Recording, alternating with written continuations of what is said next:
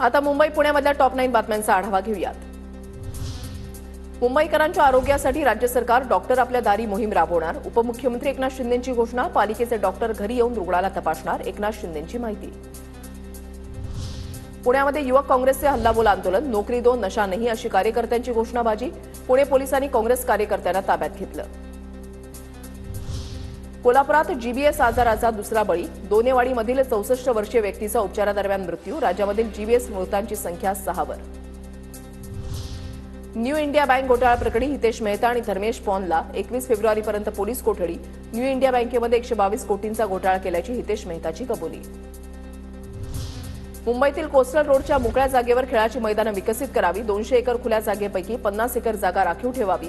मंत्री मंगलप्रभात लोढा यांची मुख्यमंत्र्यांकडे मागणी। मुंबईमध्ये कोळसा भट्टीवरील तंदूर रोटी बंद। कोळसा तंदूर भट्टीच्या ऐवजी इलेक्ट्रिक उपकरण किंवा सीएनजीवरील भट्टी वापरण्याचे पालिका आयुक्तांचे आदेश। मला मराठी येत नाही, तुम्ही माझी तक्रार करा। उल्हासनगरमध्ये आरपीएफ जवानाची मुजोरी। तर मराठीला अभिजात भाषेचा दर्जा कधी मिळाला? मराठी आरपीएफ अधिकाऱ्याचा अजब सवाल। मुंबईमध्ये निधी अभावी 32 रेल्वे स्थानकांची कामं अद्यापही कागदावरच। मध्य आणि पश्चिम रेल्वेवर स्थानकांच्या विकास आणि नव्या स्थानकांसाठी निधीची पूर्तता नाही। पिंपरी चिंचवड पालिकेकडून अनधिकृत बांधकामावर कारवाई। 800 एकर भूभागावरील 4500 बांधकामं जमीनदोस्त। लाखो नागरिक बेरोजगार। छोट्या मोठ्या व्यापाऱ्यांचं नुकसान।